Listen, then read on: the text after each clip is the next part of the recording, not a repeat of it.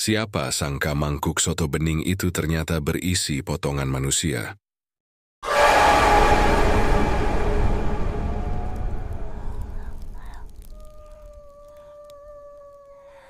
Di sebuah pinggir jalan yang tidak terlalu ramai, di wilayah Klaten yang dikenal dengan kesederhanaannya, berdirilah sebuah warung kecil. Bangunannya biasa saja, berdinding papan kayu yang mulai memudar warnanya. Atapnya seng bergelombang yang kadang menetes ketika hujan deras turun, dan meja kursi sederhana dari kayu yang sudah kusam dimakan waktu. Tidakkah ada yang istimewa dari penampilannya? Kalau orang lewat, mungkin mereka hanya akan mengira itu sekadar warung pinggir jalan pada umumnya. Tempat singgah bagi sopir angkot, pekerja harian, atau orang yang kebetulan lapar di perjalanan. Namun siapa sangka warung kecil itu selalu dipenuhi orang.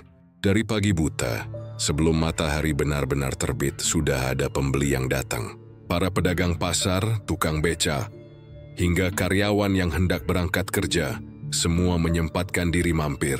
Warung itu menjual soto bening. Kuahnya jernih, segar, dengan aroma rempah yang entah bagaimana selalu menggoda siapapun yang lewat. Orang-orang bilang soto buatan warung ini berbeda. Ada rasa yang sulit dijelaskan. Bukan sekadar gurih dari garam atau sedap dari kaldu, melainkan ada sesuatu yang membuat lidah betah, ingin menyeruput kuahnya hingga tetes terakhir. Warung ini dikelola oleh pasangan suami istri. Sebut saja namanya Pak Gino dan Bu Lastri. Mereka berdua dikenal ramah, sopan kepada pembeli, dan cekatan melayani siapapun yang datang. Pak Gino biasanya sibuk di dapur, sementara Bu Lastri berada di depan, menyapa pelanggan dengan senyum tulus dan menyajikan mangkuk demi mangkuk soto dengan tangan yang lincah. Tak ada yang mencurigakan dari keduanya. Tak ada pula yang istimewa selain keramahan yang seakan menjadi ciri khas mereka. Meski sederhana, suasana warung selalu terasa hangat. Di sana orang bisa duduk bersebelahan tanpa peduli siapa yang ada di sampingnya. Sopir truk bisa makan di sebelah pegawai kantor. Tukang ojek bisa bersenda gurau dengan pedagang sayur. Semua larut dalam kelezatan yang sama. Soto bening yang konon tidak ada tandingannya. Rasa sotonya terkenal begitu gurih. Kuahnya bening, tidak keruh, tapi tetap memikat dengan rasa rempah yang lembut. Dagingnya empuk, mudah dikunyah, dan terasa pas berpadu dengan bihun, seledri, serta taburan bawang goreng yang harum. Setiap mangkuk soto yang tersaji selalu habis dalam waktu singkat. Tidak ada pelanggan yang tidak puas, bahkan sebagian besar dari mereka selalu kembali lagi. Seolah ada magnet yang menarik mereka untuk datang terus. Harga yang ditawarkan pun tidak mahal. Justru itulah yang membuat orang semakin jatuh hati. Dengan uang yang pas-pasan, mereka bisa menikmati semangkuk soto yang rasanya tak kalah dari restoran ternama.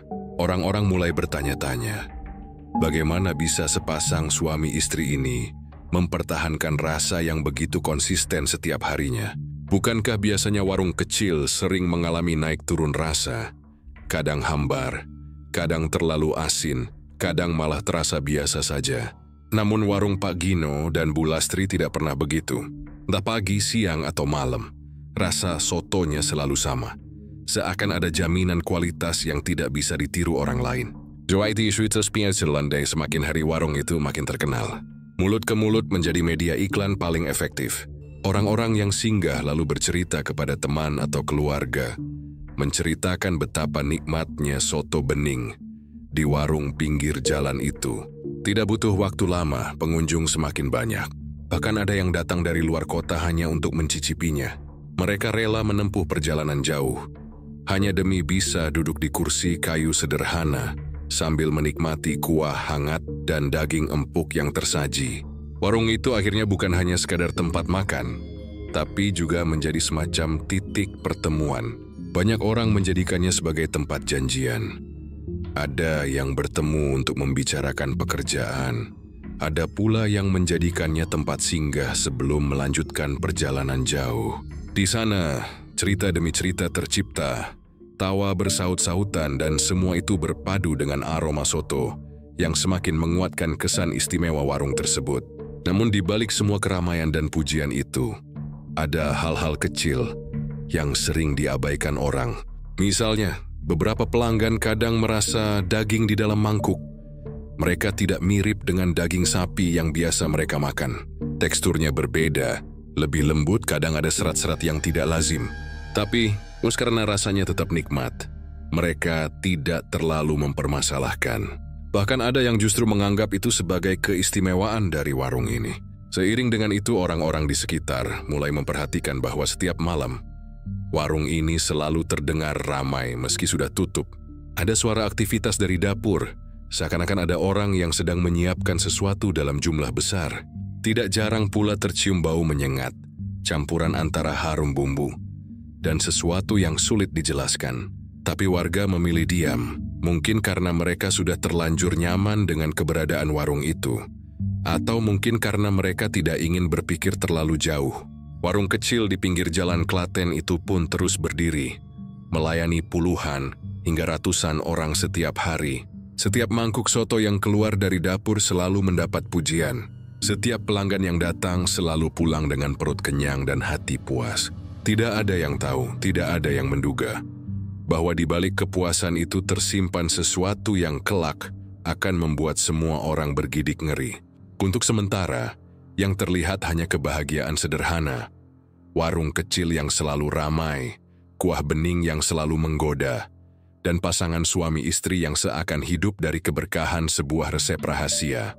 Orang-orang selalu dibuat heran setiap kali mereka menghitung harga seporsi soto di warung itu. Bagaimana mungkin, dengan rasa yang begitu nikmat, daging yang begitu empuk serta porsi yang cukup mengenyangkan, harganya tetap murah meriah, bahkan lebih murah dari warung-warung soto lain yang ada di Klaten. Jika di tempat lain semangkuk soto bisa dihargai belasan ribu rupiah, di warung kecil ini, orang hanya cukup mengeluarkan uang receh yang bahkan masih bisa menyisakan kembalian untuk membeli segelas teh hangat. Tidak sedikit pelanggan yang merasa hampir tidak percaya ketika pertama kali datang.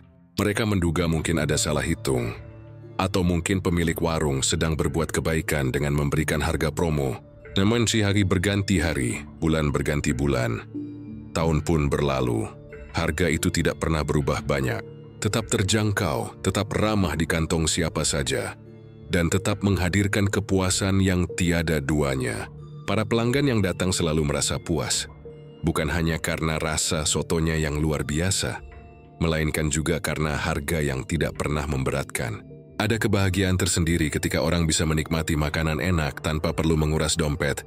Di meja kayu sederhana itu, mereka bisa menyeruput kuah bening yang gurih, mengunyah daging empuk, sambil merasa bahwa mereka masih bisa hidup sederhana tanpa kehilangan kenikmatan. Itulah mengapa warung ini tidak hanya menjadi tempat makan, tapi juga menjadi simbol kecil kebahagiaan rakyat jelata. Orang-orang yang berpenghasilan pas-pasan merasa seolah mereka menemukan surga kecil di pinggir jalan. Dan yang paling unik, banyak pelanggan yang begitu jatuh hati dengan soto ini, sampai rela datang dari jauh. Ada kisah tentang seorang sopir bus antar kota yang selalu menyempatkan singgah ke warung ini setiap kali melintas jalur Klaten. Bahkan meski harus menunda perjalanan atau mengubah rute, ia tidak keberatan. Baginya, semangkuk soto bening dari warung Pak Gino dan Bu Lastri adalah hadiah terbaik setelah lelah mengemudi berjam-jam. Ada pula seorang mahasiswa dari Yogyakarta yang setiap akhir pekan pulang ke kampung halamannya di Klaten. Ia selalu membawa teman-temannya hanya untuk membuktikan bahwa cerita tentang soto murah nan nikmat itu bukanlah omong kosong. Teman-temannya awalnya meragukan, karena di benak mereka makanan enak pasti mahal, apalagi jika terkenal. Tapi begitu mereka mencicipinya sendiri, semua keraguan itu hilang. Mereka bahkan ikut menjadi pelanggan tetap. Dan dari mulut merekalah kabar tentang kelezatan warung kecil itu menyebar semakin luas. Namun di balik rasa kagum dan rasa syukur para pelanggan, ada juga pertanyaan-pertanyaan yang sesekali muncul di benak mereka. Bagaimana caranya warung ini bisa menjual soto dengan harga murah, tapi tetap mampu menyajikan daging yang melimpah dalam setiap mangkuknya? Bukankah harga daging sapi tidak murah? Apalagi jika digunakan setiap hari dalam jumlah besar. Hitung-hitungannya tidak masuk akal. Jika hanya mengandalkan keuntungan kecil, seharusnya warung itu sudah lama gulung tikar. Tapi nyatanya, warung itu tidak hanya bertahan, melainkan semakin ramai dan semakin berkembang. Beberapa pelanggan yang kritis bahkan pernah mencoba membandingkan dengan warung lain. Mereka membeli soto di tempat berbeda, dengan harga sedikit lebih tinggi, lalu membandingkan. Hasilnya mengejutkan karena soto dari warung Pak Gino dan Bu Lastri selalu unggul. Dari segi rasa, tekstur daging, bahkan kuahnya yang terasa lebih segar. Curi ada sesuatu yang membedakannya, sesuatu yang membuat lidah ingin terus kembali. Pertanyaan itu semakin menjadi-jadi di benak sebagian orang. Tetapi entah mengapa, mereka tidak pernah benar-benar berusaha mencari jawabannya. Mungkin karena rasa soto yang begitu nikmat membuat mereka enggan mempertanyakan lebih jauh. Bukankah manusia seringkali memilih menutup mata jika sesuatu terasa menyenangkan? Bukankah lidah yang dimanjakan terkadang mampu menenggelamkan rasa curiga yang muncul sesekali di dalam hati? Bu Lastri sering menjawab dengan ringan setiap kali ada yang bertanya. Katanya rahasianya ada pada bumbu.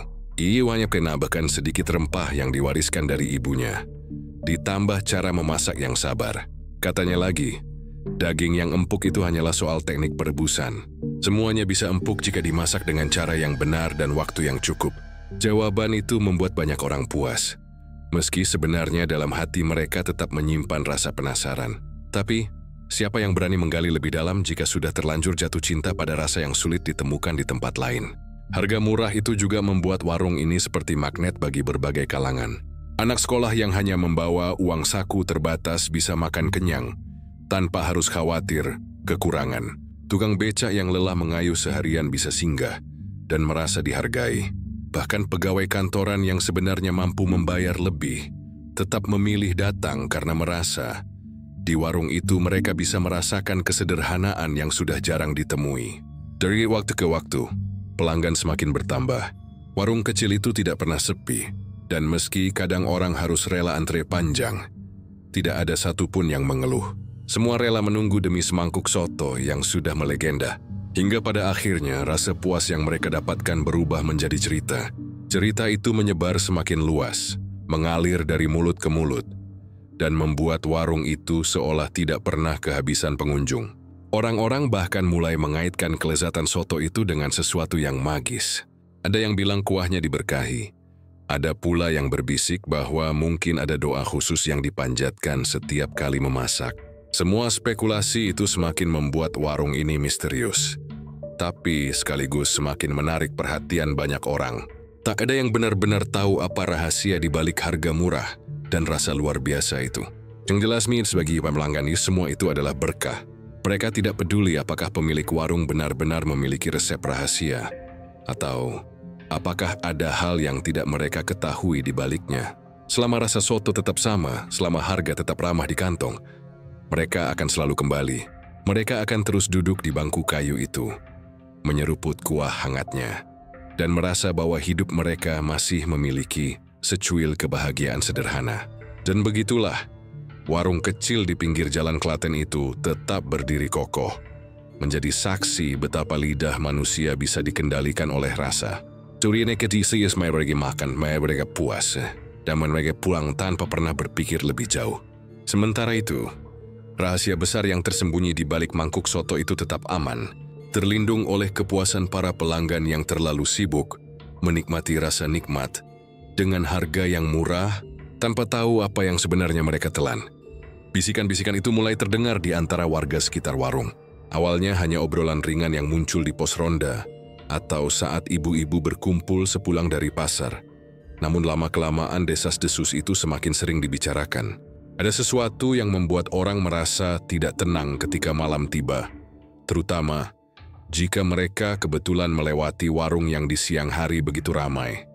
Pada siang hari, warung itu penuh tawa, penuh obrolan, dan penuh aroma masakan yang menggoda. Tapi saat malam turun, suasananya berubah drastis. Warung itu memang tutup lebih cepat dari biasanya. Lampunya dimatikan, kursi-kursinya disusun rapi, dan pintu ditutup rapat. Namun warga yang tinggal di dekatnya sering mendengar suara aneh dari dalam dapur. Suara yang tidak biasa, seperti benda berat yang diseret. Kadang disusul bunyi logam beradu, seakan pisau besar tengah diasah berulang-ulang. Ada pula yang mengatakan mereka mendengar suara gedebuk, seperti sesuatu yang jatuh menghantam lantai. Suara-suara itu datang hampir setiap malam, konsisten, Seakan memang ada aktivitas tersembunyi yang sengaja dilakukan saat warung sedang tidak melayani pembeli. Warga juga mulai terganggu oleh aroma yang keluar dari arah warung. Tidak seperti siang hari, ketika bau harum kaldu dan bumbu masakan menguar ke jalan. Pada malam hari justru ada bau menyengat yang mengganggu hidung. Bau itu tidak seperti masakan pada umumnya. Terlalu tajam, terlalu menusuk, kadang bahkan membuat orang mual. Ada yang bilang baunya mirip daging terbakar, tapi bukan seperti daging sapi atau ayam yang biasa dipanggang.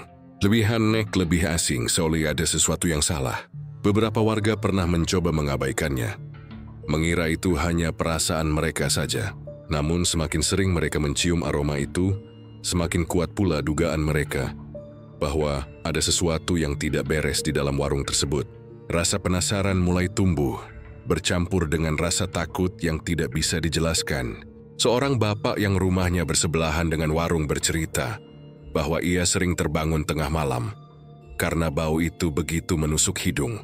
Bahkan ia mengaku pernah melihat dari celah tirai jendela rumahnya ada sosok Pak Gino keluar membawa karung besar ke arah belakang warung. Karung itu tampak berat, dibawa dengan susah payah, dan entah dibuang kemana.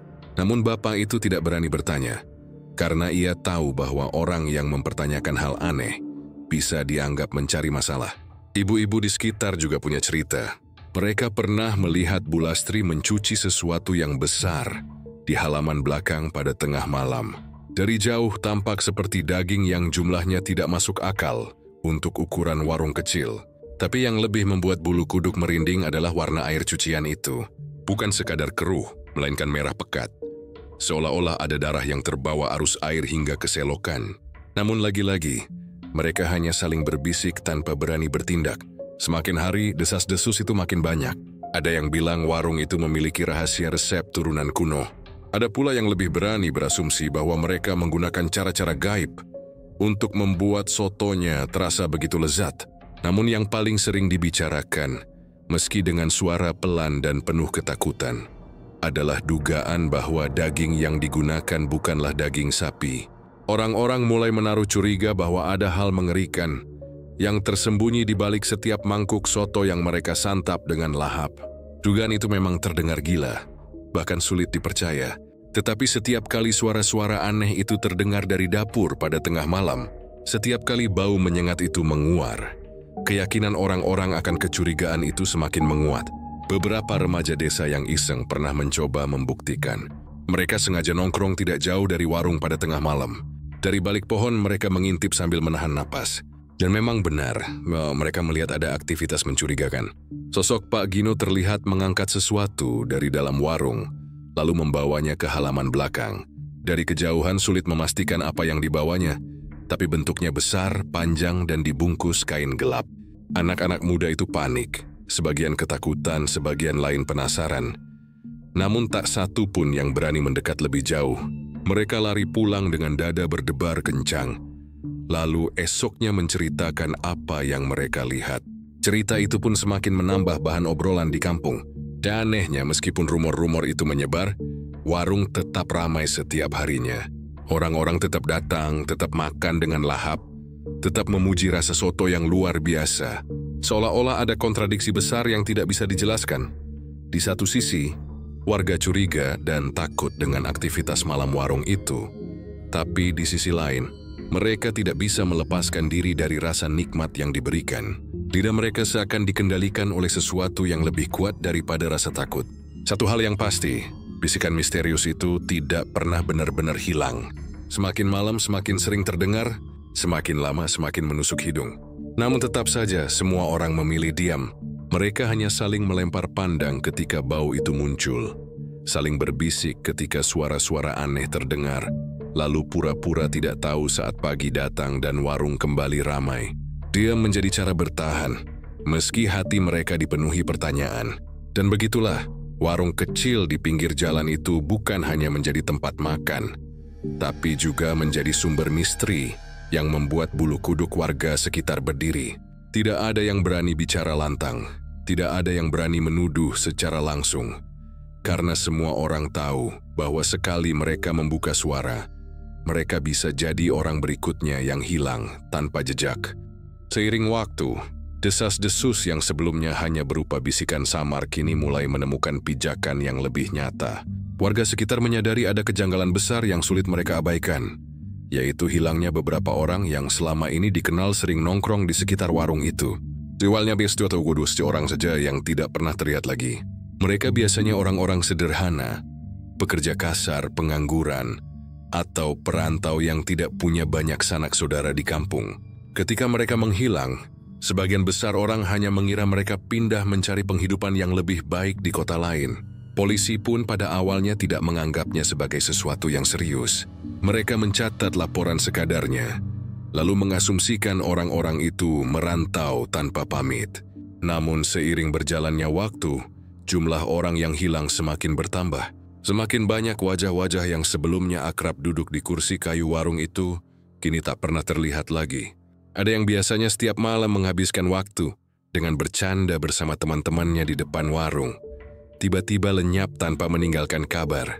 Ada juga seorang pedagang asongan yang sering menawarkan dagangan kecil kepada para pelanggan warung. Namun sejak suatu malam ia terlihat mengobrol dengan Pak Gino. Setelah itu tidak ada seorang pun yang melihatnya lagi. Hilangnya orang-orang ini membuat keresahan pelan-pelan tumbuh di hati masyarakat. Mereka mulai menghubungkan setiap peristiwa dengan warung soto yang selama ini menjadi pusat perhatian. Semakin sering orang hilang, semakin kuat pula rasa takut yang mencekik. Meski begitu, anehnya, warung itu tidak pernah kehilangan pelanggan. Orang-orang tetap saja datang, tetap saja makan, seolah rasa lapar. Mereka lebih kuat daripada rasa curiga yang menggerogoti. Warga yang tinggal dekat warung merasa keganjilan itu semakin nyata. Mereka melihat pola yang sama. Orang yang hilang seringkali adalah mereka yang terakhir kali terlihat masuk atau duduk di warung itu. Tidak ada yang berani menuduh secara langsung, namun rasa takut membuat bisikan semakin menyebar. Mungkin mereka dijadikan bagian dari soto itu, bisik seorang ibu pada temannya. Ucapan itu membuat merinding siapapun yang mendengarnya. Tapi di sisi lain, sulit untuk menepis dugaan tersebut. Polisi akhirnya mulai memperhatikan setelah laporan orang hilang datang berkali-kali dalam waktu singkat. Namun penyelidikan yang dilakukan hanya setengah hati. Mereka memeriksa sebentar, menanyakan beberapa saksi, lalu menyimpulkan bahwa bisa saja orang-orang itu pergi merantau. Alasannya sederhana. Orang yang hilang kebanyakan tidak memiliki keluarga dekat yang bisa menuntut lebih jauh. Dengan begitu, kasus pun dianggap selesai. Meski di hati masyarakat pertanyaan terus berputar. Malam-malam di desa itu kini menjadi malam penuh kecemasan. Setiap kali ada orang yang tidak pulang, warga mulai panik. Apakah ia hanya menginap di rumah temannya? Atau jangan-jangan menjadi korban berikutnya dari sesuatu yang selama ini mereka takuti? Nama-nama orang yang hilang mulai berderet dalam ingatan warga. Ada Mas Tono, seorang buruh bangunan yang sering duduk berjam-jam di warung sambil memesan teh hangat. Dewi Sadi, pemuda yang baru saja putus kerja, yang terakhir terlihat masuk ke dapur warung dengan alasan ingin membantu. Lalu ada juga seorang kakek tua yang sering mengemis di sekitar pasar, yang sempat terlihat makan semangkuk soto di siang hari, tapi sejak malam itu tak pernah ada kabarnya lagi. Semakin banyak nama disebut, semakin bulu kuduk warga berdiri. Rasa takut berubah menjadi kengerian yang menjerat mereka. Setiap kali melewati jalan di depan warung itu, banyak yang mulai menghindar, memilih jalan memutar meski lebih jauh. Hanya karena tidak ingin berpapasan dengan warung yang kini lebih mirip rumah misteri. Namun anehnya, di balik semua kecurigaan itu, ada pula orang-orang dari luar daerah yang justru semakin ramai berdatangan. Mereka tidak tahu apa-apa tentang hilangnya orang-orang itu. Mereka hanya mendengar kabar soal soto enak dengan harga murah yang melegenda. Mereka datang berbondong-bondong, menikmati mangkuk demi mangkuk. Sementara warga sekitar hanya bisa menatap dengan perasaan campur aduk antara jijik, takut, dan tidak berdaya. Beberapa pemuda desa yang penasaran pernah mencoba menyelidiki sendiri. Mereka mengintai warung itu dari kejauhan, terutama setelah mendengar kabar ada orang hilang lagi. Suatu malam, mereka melihat dengan mata kepala sendiri bagaimana Pak Gino membawa sesuatu yang besar di punggungnya, ditutupi kain gelap. Ketika ia menjatuhkannya di halaman belakang, Terdengar suara berat menghantam tanah.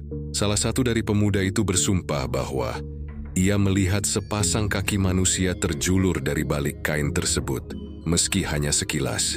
Mereka ketakutan setengah mati, lari terbirit-birit, dan sejak saat itu mereka tidak pernah berani mendekati warung lagi. Cerita mereka hanya menjadi tambahan bahan obrolan, namun tidak ada tindakan nyata karena siapa yang cukup berani untuk menuduh langsung. Hilangnya warga bukan hanya sekadar angka, itu adalah luka yang pelan-pelan merusak rasa aman seluruh kampung. Anak-anak dilarang keluar malam, perempuan-perempuan memilih menutup pintu lebih cepat, dan para lelaki yang biasa nongkrong kini lebih sering diam di rumah. Desa yang dulunya hangat kini berubah menjadi tempat yang penuh ketakutan. Setiap kali suara aneh terdengar dari warung itu di tengah malam, warga hanya bisa menutup telinga rapat-rapat sambil berdoa, semoga mereka bukan korban berikutnya. Polisi masih belum menemukan alasan kuat untuk membuka kasus besar. Laporan terus dianggap enteng, seakan hilangnya orang-orang itu hanyalah hal biasa. Namun di balik itu semua, warga tahu, semakin banyak orang yang hilang, semakin jelas bahwa ada sesuatu yang gelap sedang terjadi di balik dapur warung soto bening yang terlihat begitu sederhana di siang hari. Dan semakin lama, semakin sedikit orang yang berani bersuara. Mereka takut bahwa jika mereka berani buka mulut, mereka justru akan menjadi nama berikutnya yang hilang tanpa jejak. Arif adalah salah satu pelanggan setia warung soto bening di pinggir jalan itu. Hampir setiap hari, sepulang dari tempat kerjanya sebagai karyawan toko bangunan, ia selalu menyempatkan diri mampir untuk menikmati semangkuk soto hangat. Bagi Arif, soto itu bukan hanya sekadar makanan, melainkan juga semacam pelipur lelah. Kuah beningnya selalu berhasil menenangkan pikirannya setelah seharian bekerja, dan daging empuknya menjadi alasan utama ia tak pernah bosan kembali. Namun belakangan ini, di tengah rasa nikmat yang selalu ia puji, ada keganjilan kecil yang mulai mengusik. Pada suatu malam ketika ia tengah mengunyah potongan daging, ia mendapati teksturnya terasa berbeda. Bukan seperti daging sapi yang biasanya berserat tebal dan agak kenyal, melainkan lebih lembut, hampir seperti daging ayam tapi lebih padat. Lidahnya langsung menangkap sesuatu yang janggal, tapi Arif tidak menunjukkan ekspresi aneh. Ia tetap makan seperti biasa, hanya saja diam-diam ia menyisihkan potongan daging itu ke dalam tisu, lalu memasukkannya ke dalam saku bajunya. Sejak saat itu, rasa curiga mulai tumbuh di benaknya. Arif sebenarnya bukan tipe orang yang mudah percaya dengan gosip. Ia mendengar desas-desus warga tentang suara aneh di malam hari, tentang bau menyengat dari dapur warung, juga tentang hilangnya beberapa orang di sekitar desa. Tapi sebelumnya, ia selalu menepis semua itu, menganggapnya sekadar omongan kosong yang dibesar-besarkan. Baginya, selama sotonya enak dan murah, tidak ada alasan untuk mencurigai lebih jauh. Namun potongan daging yang ia temukan malam itu mengubah segalanya. Dalam hati, Arif mulai bertanya-tanya, daging apa sebenarnya yang ia makan selama ini? Mengapa rasanya berbeda, teksturnya berbeda, bahkan bentuk potongannya pun terasa asing? Pertanyaan itu menghantui pikirannya hingga ia tidak bisa tidur nyenyak. Malam itu, sambil berbaring di kasur tipisnya, ia memandangi potongan daging yang ia simpan dalam sebuah plastik kecil. Cahaya lampu redup membuatnya semakin tampak ganjil. Ada serat halus yang tidak biasa, ada warna yang berbeda dari daging sapi yang biasa ia lihat di pasar. Ia bergidik tapi juga semakin penasaran. Keesokan harinya, Arif nekat membawa potongan daging itu kepada seorang temannya yang bekerja sebagai tukang potong hewan di pasar. Dengan nada santai, ia bertanya, "Mas, coba lihat ini.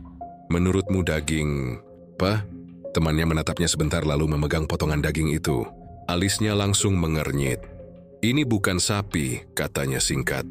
Arif tersentak meski ia mencoba menyembunyikan ekspresinya. "Kalau bukan sapi lalu apa?" Temannya menggeleng, wajahnya agak bingung. "Aku juga nggak yakin, tapi jelas bukan sapi dan juga bukan kambing. Teksturnya aneh. Kalau ayam jelas bukan, ini lebih padat. Entahlah, mungkin daging binatang lain. Kau dapat dari mana?"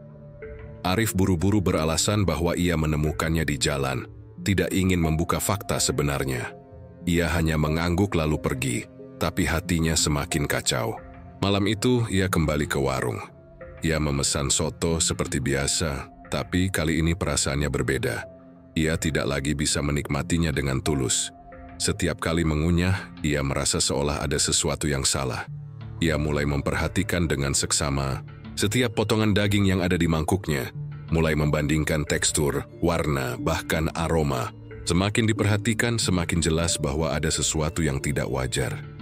Rasa curiga itu semakin kuat ketika ia mengingat cerita tentang hilangnya beberapa orang di sekitar desa. Pikirannya mulai menghubungkan titik-titik yang selama ini ia abaikan. Suara aneh di malam hari, bau menyengat yang seperti daging terbakar, karung besar yang sering terlihat dibawa Pak Gino ke belakang warung, dan kini daging dengan tekstur yang tidak ia kenali. Semuanya perlahan membentuk gambaran yang mengerikan. Namun Arif tidak ingin gegabah. Ia tahu bahwa tuduhan tanpa bukti hanya akan membuatnya dianggap gila, bahkan mungkin membahayakan dirinya sendiri. Maka ia memutuskan untuk menyelidiki lebih jauh, diam-diam, tanpa sepengetahuan siapapun. Beberapa hari kemudian, Arif kembali menemukan potongan daging yang menurutnya aneh. Kali ini ia lebih berhati-hati. Ia menyimpannya dalam wadah tertutup, lalu membawanya ke kenalannya yang lain. Seorang mahasiswa jurusan biologi yang pandai menganalisis jaringan hewan. Dengan alasan penelitian kecil, Arif meminta temannya melihat lebih dekat daging itu. Hasilnya membuat jantung Arif berdegup kencang. Temannya mengatakan bahwa serat-serat pada daging itu lebih mirip dengan jaringan otot manusia ketimbang hewan. Meskipun ia tidak berani memastikan 100% tanpa peralatan laboratorium lengkap, namun analisis sederhana itu sudah cukup untuk membuat Arif nyaris pingsan. Malam itu, Arif duduk sendirian di kamarnya. Tangannya gemetar, wajahnya pucat. Ia menatap kosong ke arah plastik berisi daging yang kini ia letakkan di meja. Pikirannya kalut, bercampur antara rasa jijik, takut, dan marah. Jika benar yang ia duga, maka selama ini ia dan ratusan orang lainnya telah menjadi bagian dari sesuatu yang tak terbayangkan, memakan sesama manusia. Namun Arif tahu, kebenaran ini tidak bisa ia simpan sendiri. Ia merasa harus melakukan sesuatu, entah melaporkannya ke polisi atau mengajak orang lain untuk menyelidiki lebih jauh. Tapi ia juga sadar, langkah itu penuh risiko.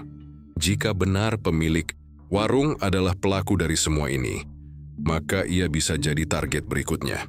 Di tengah kebingungan itu, Arif membuat keputusan. Ia tidak akan berhenti hanya sampai pada potongan daging. Ia harus melihat sendiri apa yang sebenarnya terjadi di balik dapur warung itu. Dengan tekad yang bercampur rasa takut, ia merencanakan untuk mengintai warung pada malam hari. Saat suara-suara aneh itu biasanya terdengar. Ia tahu ini berbahaya, tapi hanya dengan cara itulah ia bisa mendapatkan jawaban yang selama ini menjerat pikirannya.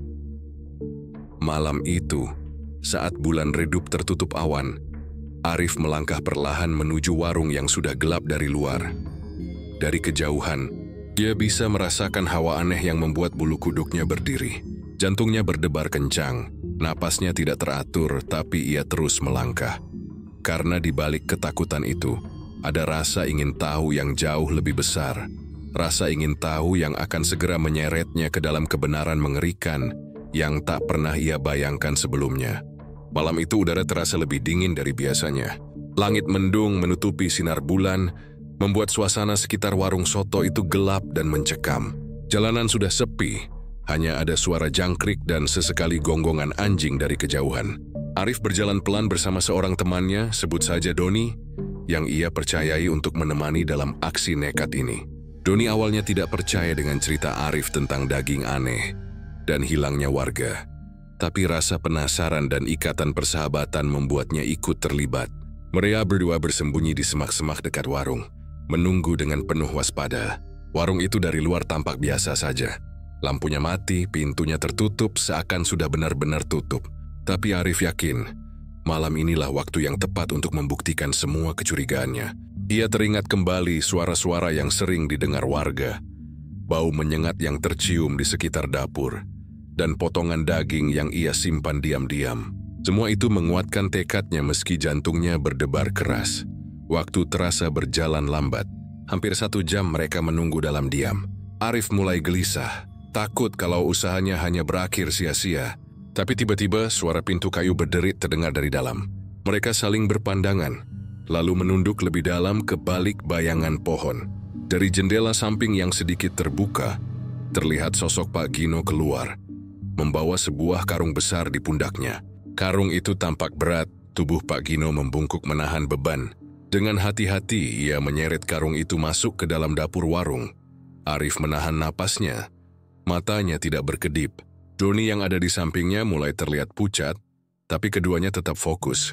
Dari celah jendela yang menganga, mereka bisa melihat dengan jelas apa yang terjadi di dalam. Pak Gino meletakkan karung itu di lantai dapur. Suara gedebuk keras terdengar ketika karung itu jatuh, membuat keduanya hampir terlonjak kaget. Lalu dengan santai seolah itu hal biasa, Pak Gino membuka ikatan karung tersebut. Arif dan Doni langsung membeku. Saat karung itu ditumpahkan, terlihat potongan tubuh manusia, tangan, kaki, bahkan kepala yang sudah terpenggal. Darah masih menetes dari beberapa bagian, menciptakan genangan kecil di lantai dapur. Bau anyir menusuk hidung, meski mereka melihat dari kejauhan. Perut Arif terasa mual, kepalanya berputar, sementara Doni menutup mulutnya rapat agar tidak berteriak. Pak Gino dengan tenang memisahkan potongan-potongan itu, seolah sedang mengolah daging sapi di pasar. Tangannya cekatan, matanya dingin. Jadi mengambil sebilah pisau besar, lalu mulai meracik, memotong bagian-bagian tubuh itu menjadi potongan kecil. Arif hampir tidak percaya dengan apa yang dilihatnya. Selama ini ia makan soto dengan kuah bening yang harum, dengan daging empuk yang membuat orang ketagihan. Ternyata bahan utamanya berasal dari tubuh manusia. Bayangan mangkuk soto yang pernah ia nikmati mendadak berubah, jadi gambaran mengerikan yang membuatnya ingin muntah. Mereka berdua terdiam, tidak mampu berkata-kata. Ketakutan merayap ke seluruh tubuh. Tapi yang lebih mengejutkan adalah ketika dari dalam dapur muncul sosok Bu Lastri, istri Pak Gino. Wajahnya tampak datar, seolah tidak ada rasa bersalah. Kiri membawa baskom besar berisi bumbu soto. Tanpa rasa jijik, ia menyiapkan kuah rebusan, lalu menerima potongan daging dari suaminya untuk dimasukkan ke dalam baskom. Semua berlangsung seperti rutinitas harian. Arif dan Doni saling berpandangan. Mata mereka membesar penuh teror. Mereka tahu sekarang gosip yang beredar selama ini bukan hanya sekadar omongan kosong. Hilangnya beberapa orang di sekitar warung ternyata memang benar adanya. Tubuh-tubuh mereka berakhir di dapur itu, dimasak, disajikan, dan dimakan oleh orang-orang yang tidak tahu apa-apa. Ketika melihat kepala manusia diletakkan di atas meja kayu, Arif hampir berteriak. Untung Doni segera menutup mulutnya, menahan suara agar tidak terdengar. Jantung keduanya berdegup secepat mungkin, keringat dingin membasahi pelipis. Mereka sadar, sedikit saja gerakan atau suara, mereka bisa ketahuan dan mungkin bernasib sama seperti orang-orang yang sudah menjadi korban. Arif menggenggam lengan Doni erat-erat, memberi isyarat agar mereka segera pergi. Namun langkah mereka tertahan ketika tiba-tiba Pak Gino berhenti bekerja, lalu menoleh ke arah jendela. Pandangannya seolah menembus kegelapan malam, membuat Arif dan Doni membeku di tempat. Waktu serasa berhenti. Mereka bersembunyi lebih rapat, menahan napas. Beberapa detik terasa seperti selamanya. Sampai akhirnya Pak Gino kembali melanjutkan pekerjaannya, seolah tidak melihat apapun. Arif menarik napas panjang dalam diam, mencoba menenangkan dirinya. Ia tahu ini sudah cukup. Bukti yang mereka lihat dengan mata kepala sendiri tidak bisa dibantah lagi. Tapi pertanyaan besar menggelayut di pikirannya. Apa yang harus ia lakukan dengan semua ini? Apakah ia berani melaporkan ke polisi atau justru ia dan Doni bisa jadi target berikutnya sebelum sempat membuka mulut? Malam itu mereka akhirnya memutuskan untuk mundur perlahan. Dengan langkah hati-hati, keduanya meninggalkan lokasi pengintaian. Rasa takut masih membekap, namun ada tekad yang tumbuh di dada Arif. Ia tidak bisa membiarkan rahasia kelam ini terus berlangsung. Warung itu harus dibongkar, dan kebenaran harus terungkap. Namun yang belum Arif sadari adalah bahwa langkahnya malam itu sudah meninggalkan jejak. Karena meskipun Pak Gino terlihat kembali sibuk dengan potongan daging, sepasang matanya sempat melirik ke arah jendela dengan senyum tipis yang samar. Jenius yang seolah menandakan ia tahu ada yang mengintai. Pagi itu, setelah semalaman hampir tidak tidur karena pikirannya terus diguncang oleh apa yang dilihat di warung soto, Arif akhirnya memberanikan diri mendatangi kantor polisi di pusat kota. Wajahnya pucat, matanya merah, langkahnya berat tapi tekadnya bulat. Ia tidak peduli lagi meski nanti orang akan menganggapnya gila. Dia harus melaporkan semuanya sebelum lebih banyak nyawa melayang. Doni yang sejak malam ikut melihat dengan mata kepala sendiri juga hadir bersamanya. Meski raut ketakutannya belum hilang, mereka berdua duduk di hadapan petugas jaga, mencoba menjelaskan dengan terbata-bata, tangan gemetar, suara serak menahan trauma. Awalnya polisi tampak ragu, bahkan salah satu dari mereka sempat tertawa kecil, mengira laporan itu hanyalah rumor murahan. Warung soto? Daging manusia? Jangan bercanda, Mas, ucapnya setengah tidak percaya. Namun Arif bersikeras. Ia menceritakan detail apa yang dilihatnya malam itu. Karung besar yang berisi potongan tubuh, darah segar di lantai dapur, hingga cara Pak Gino dan Bu Lastri dengan tenang memasaknya seperti sedang mengolah daging biasa. Doni mengangguk, menambahkan bahwa dirinya pun melihat kepala manusia di atas meja kayu. Keseriusan wajah mereka akhirnya membuat polisi yang mendengar tidak bisa mengabaikan begitu saja. Kapolsek setempat, seorang pria paruh baya dengan tubuh tegap, akhirnya turun tangan. Baiknya kita lakukan pemeriksaan. Kalau benar, ini kasus besar. Kalau salah, kalian siap tanggung akibat fitnah, katanya tegas. Arif dan Doni hanya mengangguk. Mereka tidak lagi peduli pada ancaman karena mereka tahu apa yang dilihat bukan halusinasi. Malam itu polisi merencanakan penggerebekan mendadak. Tanpa memberitahu siapapun, satu tim kecil bersenjata lengkap dikerahkan ke warung soto itu. Mobil patroli melaju pelan di jalan sepi. Lampunya sengaja dipadamkan agar tidak menimbulkan curiga. Sesampainya di lokasi, suasana begitu hening. Warung itu tampak tertutup rapat seperti biasa setiap malam. Polisi mengepung dari berbagai arah. Beberapa anggota mendekat ke pintu depan, sementara lainnya mengintai lewat belakang. Arif dan Doni ikut serta meski hanya dari kejauhan, karena mereka tidak sanggup berhadapan langsung dengan bahaya. Dengan isyarat tangan, pintu warung digedor keras. "Polisi, buka pintu!" teriak salah satu petugas. Tidak ada jawaban. Beberapa detik hening. Lalu terdengar suara gaduh dari dalam, seperti langkah tergesa dan benda jatuh. Polisi tak menunggu lebih lama. Pintu didobrak paksa. Brak! Kayu tua itu jebol, dan tim langsung menyerbu masuk dengan senter serta senjata terarah. Pemandangan yang mereka lihat membuat beberapa polisi tercekat.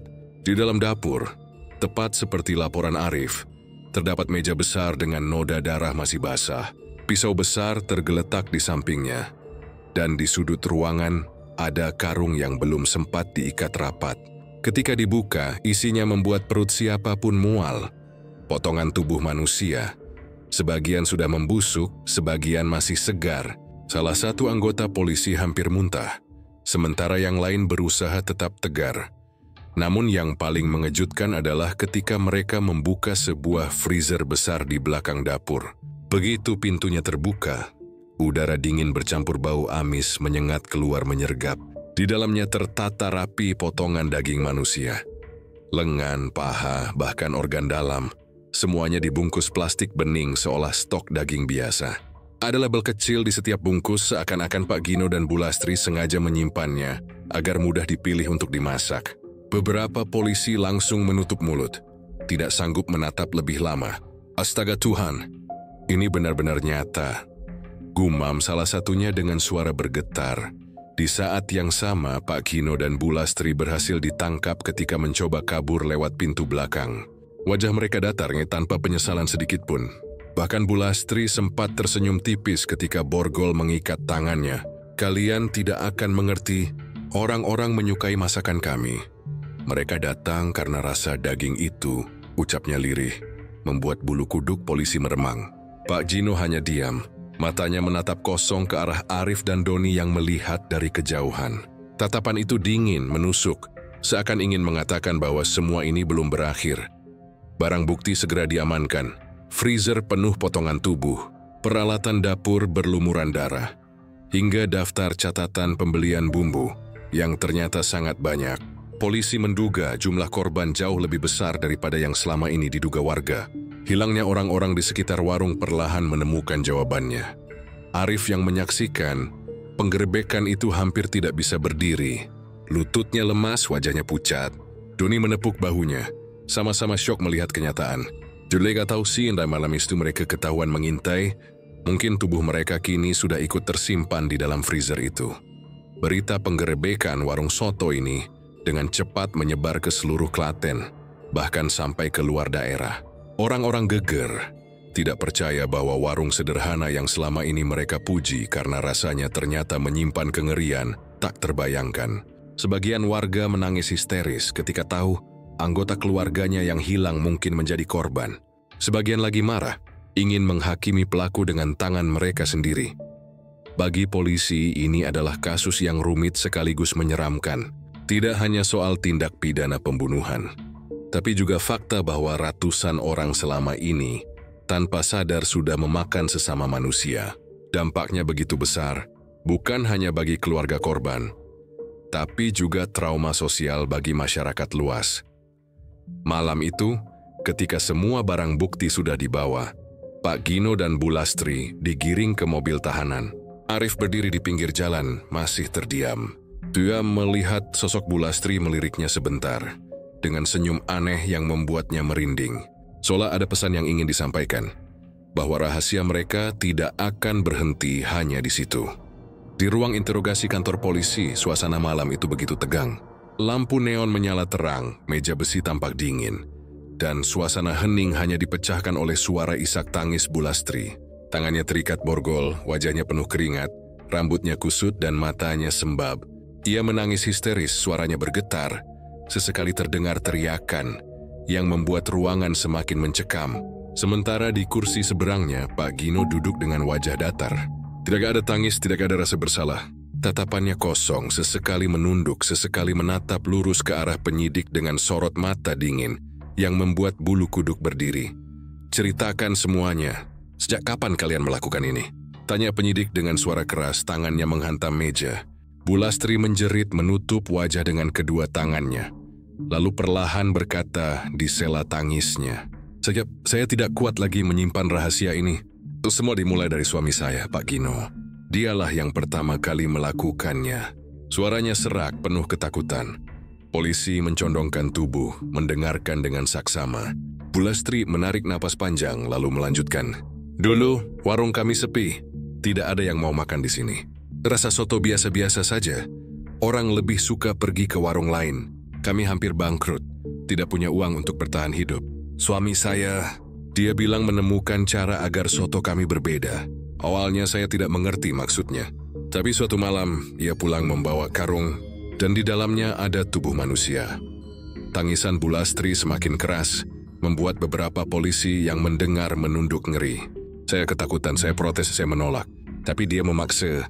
Dia bilang kalau daging manusia lebih empuk, lebih manis, lebih gurih dari daging sapi. Dan saat pertama kali dimasak, rasanya memang berbeda. Saya sendiri, saya mencicipinya. Dan itu benar. Rasanya membuat orang ketagihan. Sejak saat itu, warung kami mulai ramai. Orang-orang datang dari jauh hanya untuk makan soto buatan kami. Mereka tidak pernah tahu rahasia di balik kuah bening itu. Penyidik mengetukkan jarinya ke meja, wajahnya tegang. Berarti benar selama ini semua pelanggan memakan manusia? Bu Lastri mengangguk sambil menunduk. Bahunya berguncang menahan tangis. Ya, mereka semua tidak sadar. Mereka hanya tahu soto kami enak. Tapi saya tahu, saya ikut memasak, ikut memotong, ikut merebus daging itu. Setiap kali ada orang hilang, saya tahu kemana perginya. Suami saya, dia yang melakukannya. Saya hanya tidak bisa melawan. Penyidik lalu mengalihkan pandangan ke Pak Gino. Kamu dengar sendiri apa yang dikatakan istrimu. Apa benar semua ini? Namun Pak Gino tetap diam, hanya menatap kosong. Setelah beberapa detik hening, ia tersenyum tipis. Senyum itu membuat seluruh ruangan merinding. Mereka menyukainya, katanya pelan tapi tegas. Apa salah saya? Saya hanya memberikan apa yang orang-orang inginkan. Soto yang paling enak, soto yang tidak bisa mereka dapatkan di tempat lain.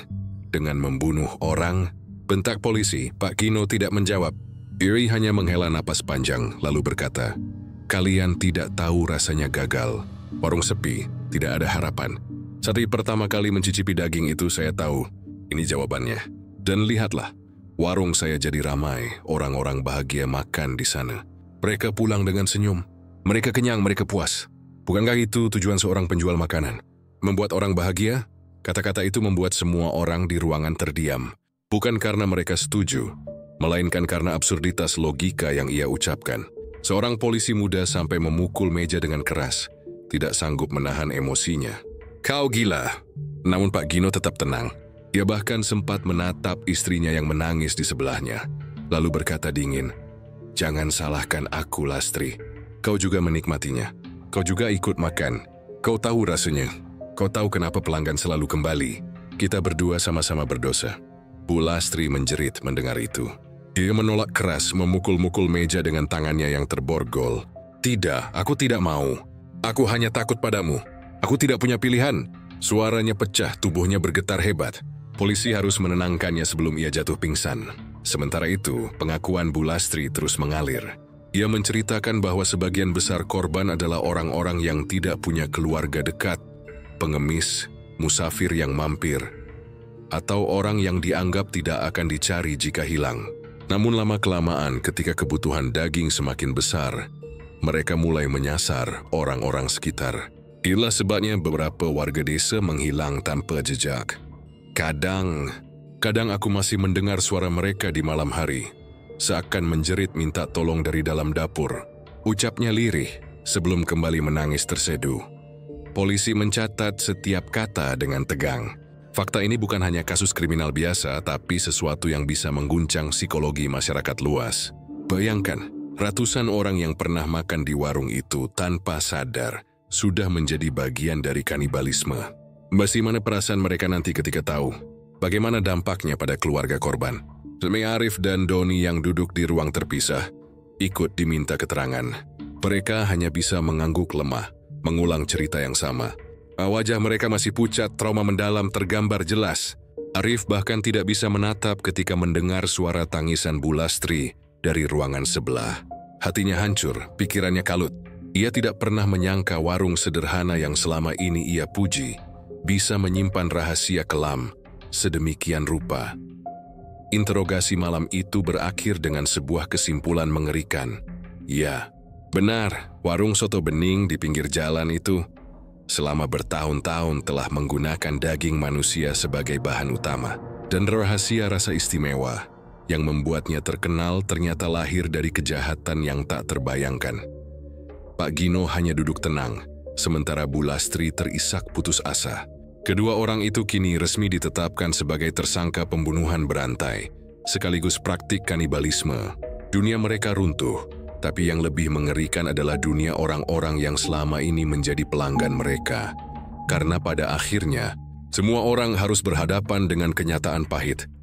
Mereka pernah makan soto yang lezat itu, dan dalam semangkuk kuah bening gurih tersebut, ada bagian dari manusia lain yang ikut mengalir ke dalam tubuh mereka. Berita tentang penangkapan Pak Gino dan Bu Lastri menyebar seperti api yang disiram bensin. Hanya dalam hitungan jam, kabar itu menjalar ke seluruh pelosok Klaten, bahkan sampai ke kota-kota sekitar. Warga yang selama ini hanya mendengar desas-desus kini dihadapkan dengan kenyataan pahit. Warung soto yang mereka banggakan, yang mereka puji-puji karena rasanya luar biasa, ternyata berdiri di atas kuburan rahasia mengerikan. Di pasar, di sekolah, di perkantoran, semua orang membicarakan hal yang sama. Bisik-bisik penuh ketakutan bergema di mana-mana. "Apa benar kita pernah makan daging manusia?" tanya seorang ibu dengan wajah pucat sambil menutup mulut. "Astaga, aku bahkan pernah bawa anak-anakku makan di sana. Mereka suka sekali dengan sotonya," balas tetangganya dengan suara bergetar. Rasa jijik bercampur ketakutan menyerang banyak orang. Beberapa warga sampai muntah-muntah setelah menyadari bahwa mereka pernah menjadi pelanggan tetap. Ada yang mendadak berhenti makan daging sama sekali. Ada pula yang trauma setiap kali mencium aroma rebusan kuah soto. Rumah sakit di Klaten sempat dipenuhi orang-orang yang mengalami syok psikis. Seorang bapak parubaya bahkan pingsan di rumah setelah mendengar berita itu. karena teringat dirinya pernah memuji kelezatan daging sapi di warung tersebut sambil menambah porsi 3 kali. Media lokal hingga nasional menyoroti kasus ini besar-besaran.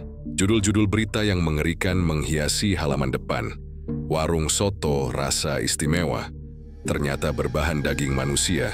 Puluhan korban hilang terungkap dalam freezer maut. Hingga Klaten jadi sorotan dunia karena kanibalisme.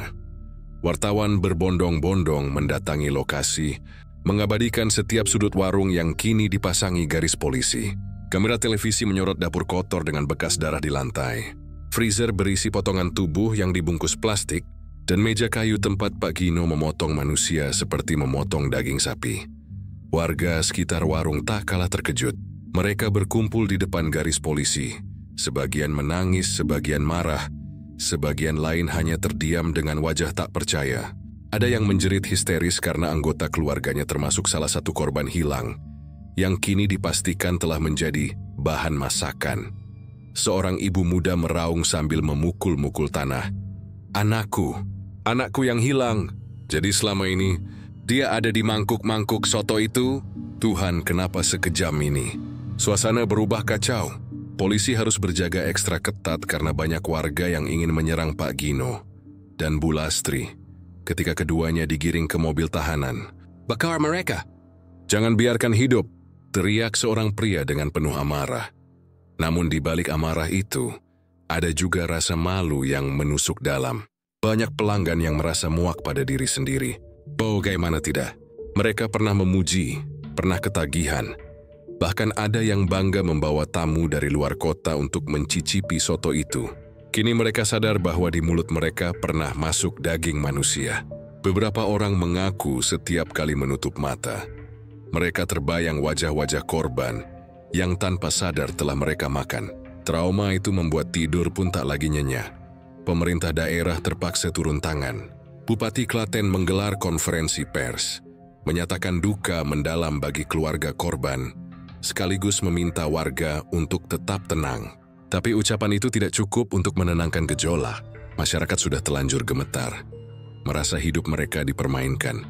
Bahkan ada yang mulai takut untuk makan di warung manapun, khawatir kasus serupa terjadi di tempat lain. Dampak kasus ini bukan hanya pada sisi psikologis, tapi juga ekonomi. Banyak pedagang soto lain ikut terkena imbas. Warung-warung soto di sekitar Klaten mendadak sepi karena orang enggan makan. Takut mas, takut kalau sama saja, kata seorang pembeli yang akhirnya memilih makan nasi bungkus seadanya. Pedagang sapi di pasar pun ikut kena dampak karena penjualan daging turun drastis. Semua orang kini curiga, semua orang merasa muak. Di tengah kekacauan itu, muncul pula perdebatan di media sosial. Ada yang mengutuk keras Pak Gino dan Bu Lastri sebagai monster tak berhati nurani. Ada yang berspekulasi bahwa mereka terjebak semacam ritual hitam. Ada pula yang sinis berkata, kalau daging itu memang enak, bukankah kita semua korban sekaligus pelaku? Kita sudah ikut memakannya. Komentar itu memicu perdebatan panjang, sebagian setuju, sebagian marah. Namun satu hal pasti, nama Klaten mendadak dikenal dunia bukan karena prestasi, melainkan karena tragedi mengerikan. Arif dan Doni, saksi utama dalam kasus ini, ikut merasakan beban besar. Mereka dipuji sebagai pahlawan karena berani melapor. Namun di sisi lain, mereka pun dihantui trauma. Arif setiap malam masih mendengar suara gedebuk karung dan bayangan potongan tubuh di lantai dapur. Doni tidak bisa lagi menyentuh makanan berkuah, karena setiap kali melihat asap rebusan, ia teringat wajah pucat korban yang pernah mereka lihat di freezer. Mereka berdua sadar, hidup mereka tidak akan pernah sama lagi. Meskipun pelaku sudah ditangkap, rasa takut di masyarakat tetap membekas. Klaten tidak pernah lagi sama. Warung soto yang dulu menjadi kebanggaan berubah menjadi simbol kengerian. Orang-orang melewati jalan itu dengan cepat, enggan menoleh, karena bekas noda darah dan garis polisi masih terasa di pikiran mereka. Beberapa orang bahkan percaya roh korban masih gentayangan di sekitar lokasi, mencari keadilan. Dan di balik semua itu, pertanyaan besar tetap menggantung. Berapa banyak korban sebenarnya? Freezer yang ditemukan hanya berisi beberapa potongan tubuh. Tetapi catatan bumbu yang disita menunjukkan konsumsi daging dalam jumlah besar.